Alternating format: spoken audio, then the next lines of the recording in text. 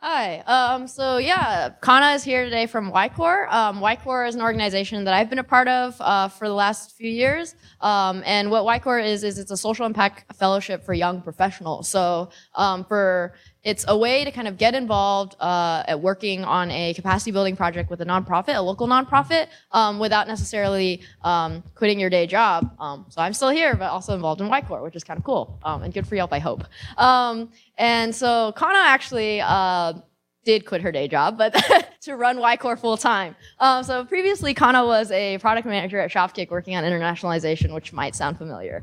And yeah, this is why we're friends.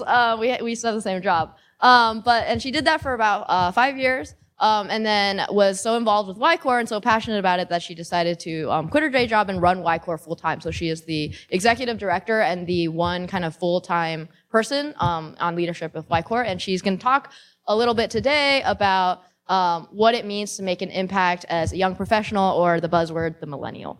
Cool.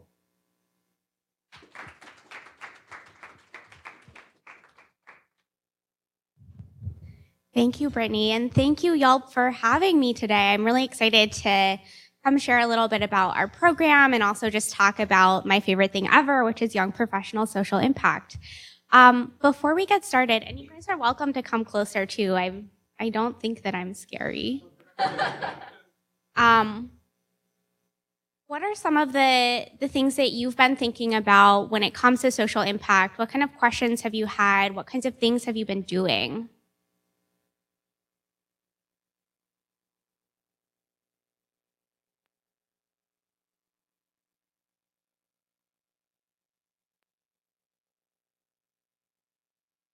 Great, so some inertia about how do I get started? How do I get involved? Where do I look? Let me repeat that for the audience on Burst. So my question was, I have a little bit of inertia and just getting involved is hard, even though the information's out there. What else?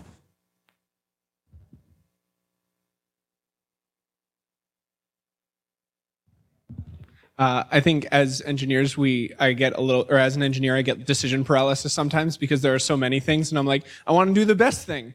And I don't know what the thing that I should be doing is, which is kind of overwhelming. We're going to talk about that today. What else? One thing that actually is in my mind is like, as a millennial, like, will the market accept me? Like, will I be accepted, or will my words or my ideas be accepted? We're going to talk about that too. One last thought. Maybe time-wise, I think a lot of us work a lot long hours. So how do we involve it in our day-to-day schedules? Great. So really good questions. Also really typical of what I hear on a day-to-day basis from young professionals and millennials just like me and you. So I'd like to start by having you meet my friend Millennial Mel. This is supposed to be a gender-neutral amalgamation of like every young professional I've ever talked to. And pretty much all of them all tell me, at least ones who are interested in social impact, they say, I want more meaning and impact in my life. Is that any of you? Yeah, I have had friends who have literally told me this exact thing. So Mel decides that Mel wants to have an impact. Mel says, okay, I'll volunteer like once or twice. Or maybe I'll get another job at another startup. But what that feels like is more like this. Right? And that's because when it comes to the volunteering side or the social impact side, I start to ask a lot of questions. Am I doing enough? Am I doing the right thing? Am I working with the right organizations? Is my money going far enough? Enough, right. And this isn't just Mel. This isn't just the few of you who mentioned these same kind of questions. This is like basically every millennial ever. Because what we're seeing from our generation is that as much as we care, we also are starting to think about optimization. And this is especially true here in the Bay Area, where a lot of us are able to optimize things at work. In my last job, I used to run experiments, I knew exactly how well they worked. It's a little bit harder when it comes to social impact. And what we're seeing is that millennials are volunteering a lot less, despite probably caring a lot more than our parents. In 2014, they gave, or 26% fewer millennials volunteered and gave 20% fewer median hours in Generation X, which just doesn't make a lot of sense when you hear all of the ones who say, I want to make an impact, I want to get involved, I am getting involved. It doesn't match up. And I think what's happening is that we start asking ourselves all these questions, we start optimizing, but it turns into paralysis. And I start to wonder, the more I hear these questions, at what point are these questions and this desire to optimize just an excuse to not do anything? And that's because I think at the end of the day, impact is something that you feel. And this seems a little bit crazy because usually we think of impact as being like a metrics-based thing. Again, you run an experiment and your experiment moved views by 4%. That's all great, but that's really just one way to measure or assess your impact. Your impact could also be measured by your boss saying you did a good job, or a nonprofit saying, thank you, this really made a difference to me. It could be measured by getting a promotion, by pulling in lots of friends to the work that you're doing on the side. So there's lots of ways to do this, and data is not the only way. So for example, what we're learning when it comes to millennials and social impact is that they feel impactful not because they have all these metrics to go off of, but because, or when, they're connecting to people. When they're finding an activity that's worth prioritizing. And for a lot of people in YCore, that means having ownership, doing it with friends, building skills. And when personal or professional growth is also involved. We did a research project last year about young professional social impact and what were some of the drivers behind their involvement. And a number of people told us that social impact was a way to improve their dating profiles, which is real, right? So for us, impact means something totally different than what we initially would use to measure or assess it by. And with that in mind, what we're seeing in YCore, in our programs, is that it's not just about how you feel, but impact is something that takes time, that takes trust, it takes reciprocal relationships, and all of those can be facilitated by connection to real people and practitioners. Without that connection, you can have all the metrics that you want, but it's not going to make a difference in whether that impact feels meaningful to you. So dive into, well, first, how do I know? Because this is a little bit weird, I'm sure. Most people don't talk to you about impact being a feeling. I used to be a super volunteer before I hit my own paralysis. I actually call it my procrastination doom loop. Because after, in high school and college, I did tons of volunteering. I went to Guatemala 3 times and taught people about better teeth hygiene. I interned with nonprofits. I did a service learning study abroad. And then when I went to work at Shopkick, I was making a startup salary. I was working kind of a lot. I didn't know what I could offer in a way that felt as impactful and as valuable as the kind of stuff that I did as an intern. I thought that there must be some way, but I didn't know where to start, so I did nothing. But then I met some other young people who were feeling exactly the same way. And after I had been working for about 2 years, together we founded YCore, a social impact fellowship for young professionals that actually about 5 Yelpers have been involved with as well. And YCore is a program that's catalyzing the next generation of social impact. We're mobilizing a generation that's really untapped and equipping them with the tools to impact their communities, not just now, but for the rest of their lives.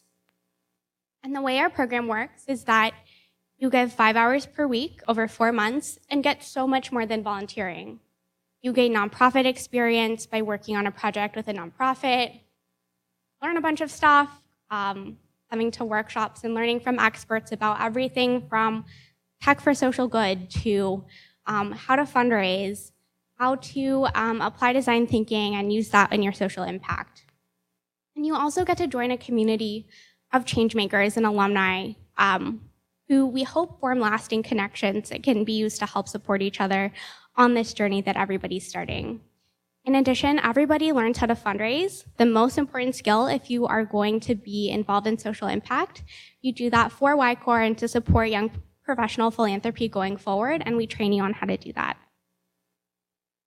So in the past 2.5 years, we have worked with 13 local nonprofit partners, 70 young professionals. Those 70 young professionals have added over $400,000 of project value to our nonprofits, and cohorts in the next 5 years are projected to add it somewhere in the 30 million range as we grow. We've also had 100% year-over-year growth. So even though this is something where we ask for a little bit more time, clearly there's such a huge demand from people just like you and me who want to be doing more, who want to get involved, who are thinking about what impact looks like for them. So, well, let's get back to how we actually do that. One thing you might have encountered in your volunteer work is that millennials have this reputation for being flaky and lazy and busy and impossible to read. And these myths make it kind of hard for us to dive a little bit deeper. I think you mentioned this has been a challenge. Young professionals and our fellows tell me this all the time. They say, I want to transform your organization, or I want to grow your member base, or I want to take my project and go to the highest level. And the nonprofit, because they hear all of these things about us, they won't, maybe you'll send some marketing emails. And this isn't because, they don't think you're smart enough or capable enough. It's because a lot of times they've been burned. And so it takes a lot of persistence, I think, up front to overcome these. Possible, definitely possible, and our fellows show me that all the time, but it's also important to be a responsible partner. And that means that recognizing that your involvement and your impact is a combination of so much more than just the actual work you're doing or the time that you're putting in.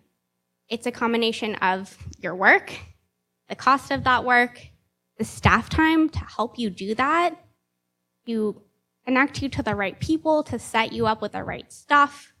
You're working in a garden, going out and buying the tools, and your time. And it's actually possible that what you do could have a negative impact.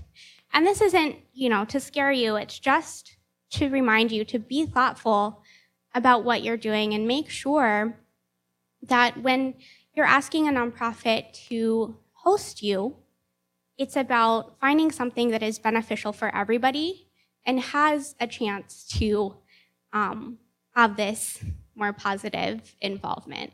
And we find that by investing more and by being more thoughtful and by developing those relationships, the closer we get to this positive outcome. So I want to dive into a few examples of what time, trust, and reciprocal relationships looks like. And I'll do that in the context of YCore, because those are the examples that we have. So I'll start with trust. And again, this is a really big one when we're talking about those lazy, flaky millennials, right? It's really important to build that trust, and the easiest way to do it is just by showing up and committing to what you say you will. We have a project right now with Literacy for Environmental Justice. They have a native plant nursery that sends plants to all of the urban greening projects and employs people in their local Bayview neighborhood. They're awesome. We're helping them with a plant inventory system. And in order to do that, our fellows had to go for multiple Saturdays at 9 a.m. to get their hands dirty, working in the garden side by side. But, there's probably lots of other things they'd rather be doing at 9 a.m., like sleeping. But it was so important for their relationship with the nonprofit and for their own ability to do this project that they got a sense of how everything worked in the nursery so that they could find a solution that was actually helpful. And I just spoke to the partner, and they've been so appreciative of just how committed the team has been. Next is investing time with an organization. And there's Jamie. This one is important too because it gets at this, well, I don't know if I'm doing enough to be impactful, or I just went once or twice and so I'm not able to do anything really interesting. Well, when you go more, and the better that you get to know organizations, the more you'll have access to the meatier challenges as long as you ask. So for example, Jamie's project with Ella Baker Center, they're working on digital strategy to grow their membership, and they're actually getting to dive in and send some marketing emails, run some Facebook ad tests, and update sign-up flows on the website to see what works. You can't do that just by showing up once and saying, hey, I'm gonna fix your emails, because you don't have the context, and they don't know if you know anything. So investing that time for this particular team has allowed them to gain the access to learn more about the organization and stick with the project long enough for their tests to start producing results so that they can tell Ella Baker Center or offer some recommendations about how they might best spend their marketing time. And lastly, reciprocal relationships. It takes a lot from our nonprofits to host us, from having the initial scoping conversations to see if there even is a project for us to work on, to connecting us with people in the organization to interview so that we learn more about their work. They're meeting with us almost every week to answer our questions. There's tons of emails. And so I feel better when I can offer them additional opportunities to stay engaged with us, whether that means that we invite them to speak on one of our panels and share their organization's work with our larger community, or whether that means that we do a second project with them where the startup time is lower, whether I can help recruit volunteers from our alumni base to help them at a one-off event. So the more that we can keep the conversation going, the more that I can share what I'm learning about young professional engagement, that they can take those learnings and apply them, the more we're starting to get to that positive reciprocal kind of relationship. But I know that not everybody's going to join YCore, and that's totally fine. But what does that mean on an individual level? I ask myself a lot now that I'm no longer doing projects, how do I invest myself? And I think because optimization paralysis is such a real feeling for a lot of us, what I like to suggest to people instead is to run an impact prototype and start seeing these years while we're still young as a chance to start trying things and prototyping what impact could look like for us going forward. So step one is to just reflect. What issues do you care about? What do you want to learn more about? Where do you want to be involved? What skills do you have to offer? How do you want to get involved? If you hate getting your hands dirty, then going to work in a garden is like so silly. You don't have to, even if, that's a very impactful thing to do. If you, only care about stuff that's overseas, do that. I don't think we have to be so picky about what we do as long as it resonates with us. Step two is to act, to go from just thinking conceptually about what I might want to do and trying something. Talk to people, read about issues. You'd be surprised by how many people within social impact and philanthropy want to talk to you. I personally hate networking, and I've actually found that it's kind of fun just because people are so friendly. And they'll share with you everything from their impact metrics to who's giving them money to what their sort of biggest challenges are that are keeping them up at night. And that's not something that I ever experienced working in tech. And then try something. Try giving money or time and do it repeatedly. And then bring a friend along with you, not only to have accountability, but because this should be fun. And this is the one where I see people most often skip. Think really critically about what worked and also what didn't, and what questions you have that could help get you more to a situation where it feels like it did work. And what do you want to keep trying? It's okay if an activity doesn't really resonate with you, but you should be aware of why that might be. And last but not least, keep going. And I mentioned this is a prototype. It's not a prototype that I expect anyone to run just once. It's an ongoing conversation with yourself, with nonprofits you're working with organizations you might be giving to. There's no easy answers, and you're not going to figure it out on your first try. So, what does impact look like for me personally? I want to give you a more personal and tangible example so that it feels a little bit more real. For me, I told you I was in that paralysis state. I had done lots of volunteering. I wasn't sure what I wanted to do next.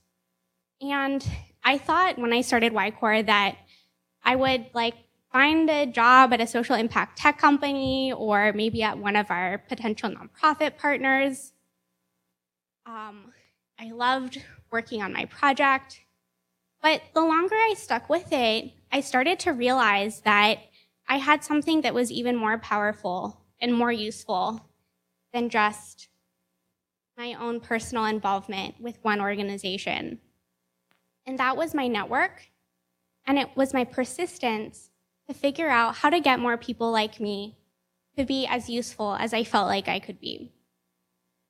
And that led to a journey that so far has lasted for the past 2.5 years.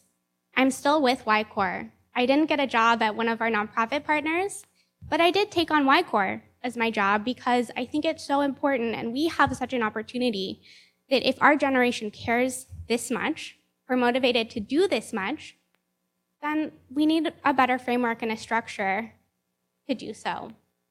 And I don't expect all of you to, quit your jobs. In fact, YCore helped me stay at my last job way longer than I ever expected. I don't expect all of you to make social impact your career even as big of a part of your life as I did.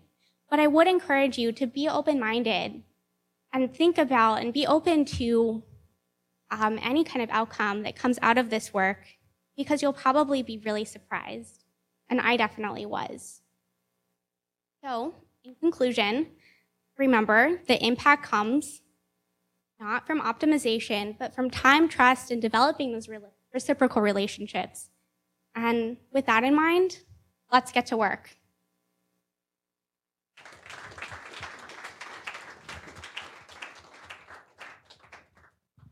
So YCore is recruiting, so I want to tell you about some opportunities we have coming up to get involved with us, if that's interesting. And if you're on the fence, there's a number of YCore Yelpers who would love to talk to you about their experience as well.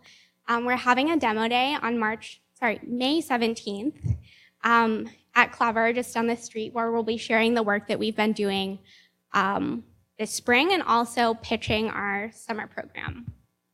And I'm also always happy to talk about young professional social impact, whether that means a program like YCore or something totally different. We do have, as part of our program, we have projects. Everyone applies to a project but participates in the whole program, which includes the community, the workshops, the fundraising, and the project.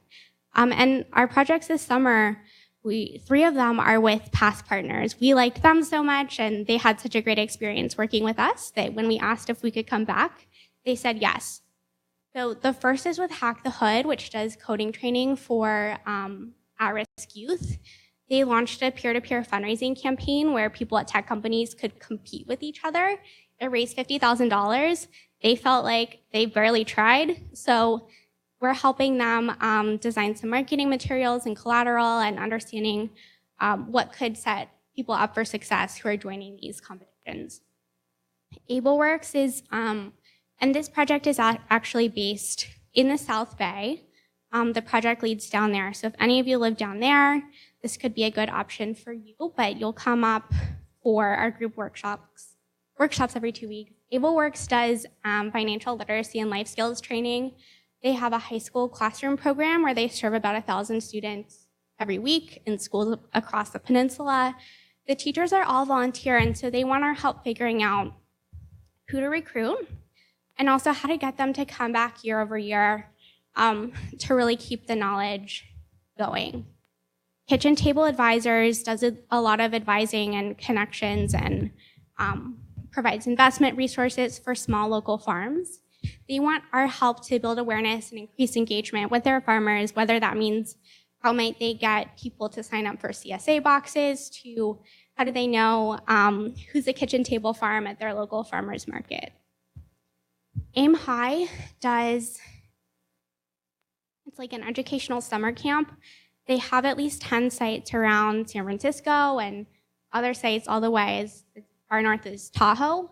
And they have technology that goes out to every site, computers, cameras to support their curriculum, but they don't think they have enough and they don't know how well it's being used or how often. So they want our help designing a better tracking and usage measurement system so that they can evaluate if they have the right amount and what else they might need to get to better serve their students. And then last but not least, we started working with Compass Family Services, which is the largest or oldest homelessness organization in the city. They've been around for like 100 years. And we'll be continuing some website work that was started this spring to help them better reach their clients and donors. Their website is super old. It's like not mobile friendly. So that means that if a homeless client is browsing on their phone to try and get more information, it's not really very useful for them. And then all 5 of these projects were found by project leads. Brittany was one last year who got to really follow the project and the relationship from the ideation all the way to completion. So the 5 project leads started in March by having conversations with nonprofits, talking about some of their challenges and turning those challenges into more fully scoped and fleshed out thing that people could, a team of 5 people could work on. So I think that's a really cool opportunity for people who want to learn more about the space. You don't have to have any previous YCore experience.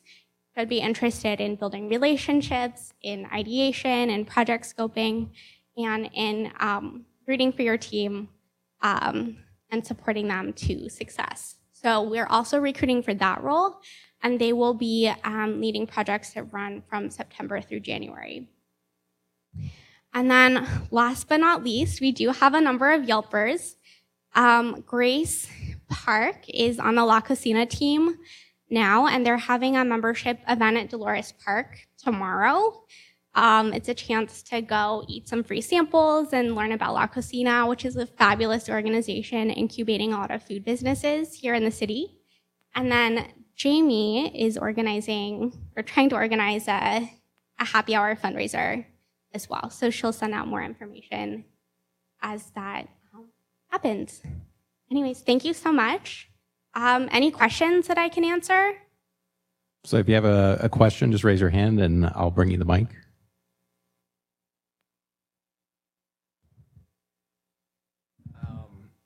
So I know there's a lot of value in like personal social impact with your community, but I noticed you had the numbers earlier. So like I kind of want to ask if you know like the value per hour like a particular volunteer is giving, just so I have an idea to compare versus like if you just work more, like contribute more of your own money as opposed to time, like the cost benefit sort of trade off.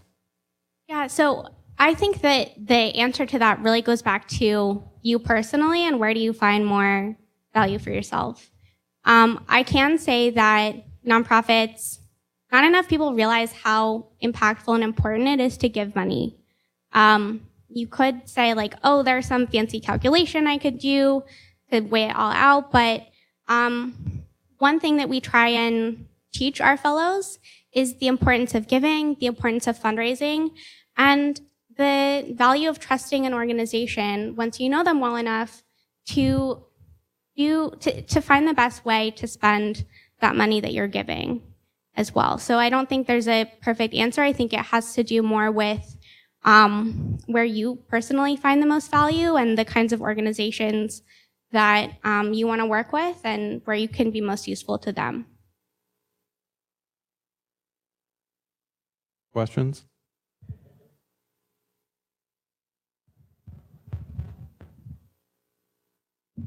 I noticed that a lot of the YCore work was sort of focused on like very sort of hyper-local organizations. Is there a reason for that? And do you have any thoughts on like involvement with larger national organizations? Yeah, Yeah, so I think it's a personal thing. We do try and push for local community investment because local organizations are the ones who are not reaching our demographic, and they're not reaching the tech community either. A couple years ago, there was a study done. Silicon Valley zip codes gave like $1 billion over 5 years, but only 3% of that money went to local community-based organizations. So we see a huge need and a gap there to be meeting people like us. There are also, our program lasts for 4 months, or last year it was 6 months, but we don't think that that's even long enough to really solidify a super strong relationship. And by being local, we have more access to them, to their staff, to the people who they're serving. We get to go talk to them. And there's also more chances, a higher likelihood that our fellows can stay involved with them after their project ends. I think, Noah, you're going to go back, right, with to teach from a technology workshop that he and his team taught to some local low-income entrepreneurs. They're going to come back and teach the same workshop again. And we find that those kind of opportunities are just, and those relationships are just so much harder to build when you don't get that personal connection. More questions? So I have a question and then get it to Brittany. So we Gen Xers, can we participate in YCore, or is there like an XCore or like some other resource that you would refer us to?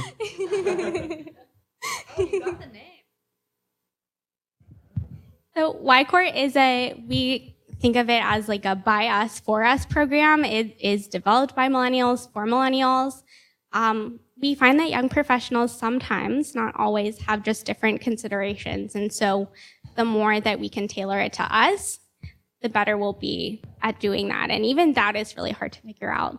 But a really good way that you can get involved is to support your YCore Yelpers by going to their fundraisers, by supporting their fundraising, and helping to just bring up the next generation as they're starting their own social impact journeys. So you spent some time in tech and you spent some time in kind of the nonprofit space. What do you think is something that the nonprofit space could learn from tech and tech could learn from the nonprofit world? So I've been hearing lots of amusing things from nonprofits about tech. And I think like the most popular one is like, oh, how do we get tech people like involved with us? Or foundations apparently are asking nonprofits why they don't have better tech partnerships. Like I talked to a legal organization who asked us this and wanted us to figure this out for them. I don't think that tech is really as different as everybody thinks there is. I think there's a big bubble between these two sectors, but that doesn't mean that tech people couldn't find the same affinity as, I guess, all these other people do. At the same time, it is, tech people aren't just like this blob of people that's waiting to give away all their money if only somebody asked. There still needs to be the same kind of relationships and interest, I think, that you would have from anything else. There's also just like not great translation at this point between nonprofits and like actual technical tools or terms. And so that makes it, I think, really challenging to communicate or make sure that nonprofits get the kind of technology. Funding for capacity building technology is also so unpopular. So if you want nonprofits to like track more data or have more metrics or use more technology, I hope that you're prepared to offer funding for something like that and not just programs. And then what tech can learn from nonprofits, I gave the example of just, how friendly nonprofits are and how much they're willing to share and collaborate. I don't think that's not true in tech. I have so many super close friends from my last company who helped me learn so much more about the industry and how technical products worked. But I was honestly so surprised by the kinds of information and kinds of sharing that goes on between nonprofits and how many people are willing to share all of the hard things that I think other startup founders in tech would be less willing to share and collaborate. There's more a sense of we're all in this together, we're all working towards better, equity for our communities rather than I'm trying to compete against you and compete for your users and beat you out and get your money. And I think that that's something that could, if they adopted that, I think people would get along a lot better. Hi. So companies like Microsoft, if their employees work for a local nonprofit organization, they pay the nonprofit organization $12 an hour. The best. So is that something YCore can focus on? Like when you're working with millennials who work at tech companies, you talk to the tech companies and say, if you do this, the millennials will be more motivated to be regular, spend more hours with the nonprofits, more impactful, and it can add towards the impact calculation. Is that something that YCore can focus on, or is it in the pipeline? You mean, can we get other companies to sign on to practices like that? I hope so. I need help from our fellows and other people to get us introductions to the CSR teams. I also see just a lot of kind of confusion, and CSR, for corporate social responsibility for tech, is something that's pretty new for us. And so I see a lot of companies just having a lot of questions about, the same kind of paralysis questions that we all have about what we personally want to do. That applies to CSR as well. And how do you compare a perk to volunteer PTO to giving money for time? But I really think it comes down to priorities. I heard someone in CSR say, oh, well, people are busy, and so I bring activities to them, which makes me think, well, then they're not getting the connection that really makes a difference in getting them to keep coming back. And that, to me, boils down to, can the company say, hey, it's okay for you to be volunteering, it's okay for you to be spending time this way, I'll offer you some extra incentive to make sure that you do it, because I know that that's gonna come back and keep you around longer. And I think that's a kind of a mind shift that companies need to get behind. That it's not just about making it easy and the lowest common denominator, but being open-minded about what people find valuable and letting them choose.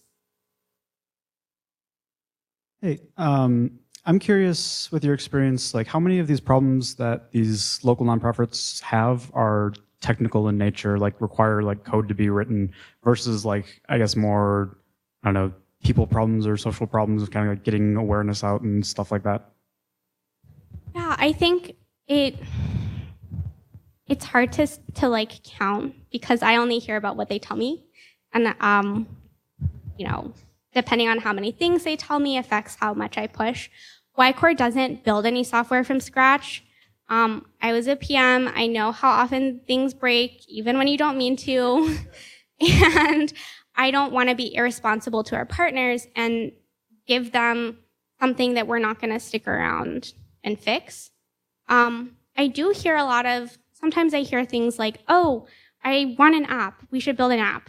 Or, oh, I bet there's a tech solution for blank problem. And in some cases, technology can be really powerful, especially when it comes to tracking your people, tracking the outcomes for those people. But at the same, I would love to see a more user-friendly database system for nonprofits, because they all use Salesforce right now, which doesn't make any sense to me.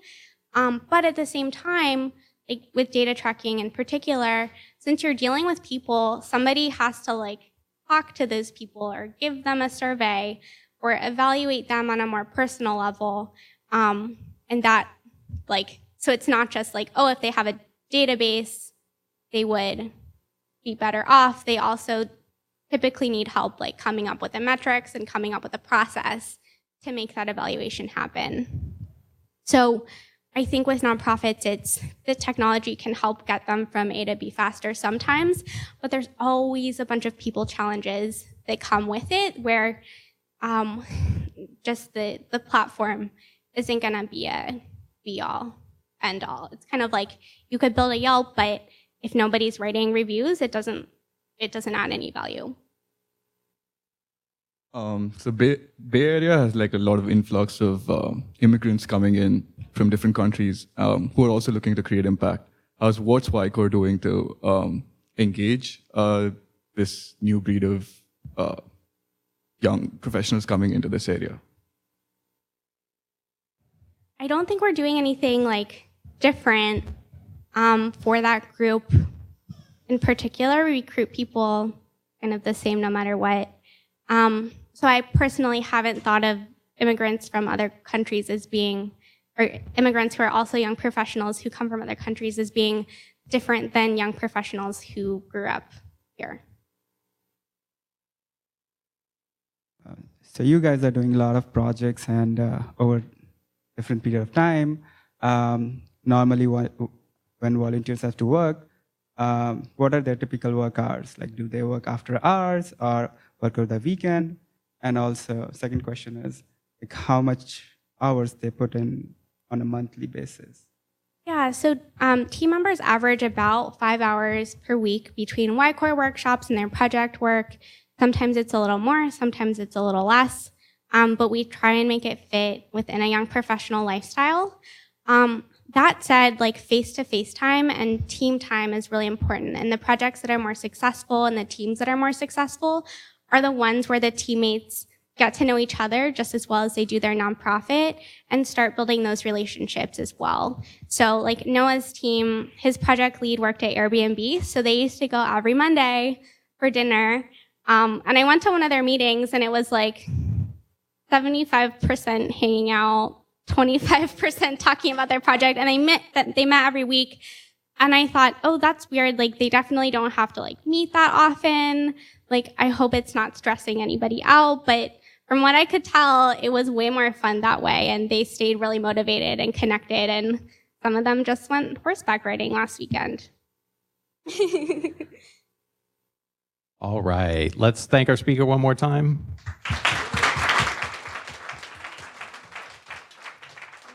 Thank you so much for having me and for asking lots of questions. I think questions are the best part, so thanks for sharing your thoughts. Have a great weekend, everyone.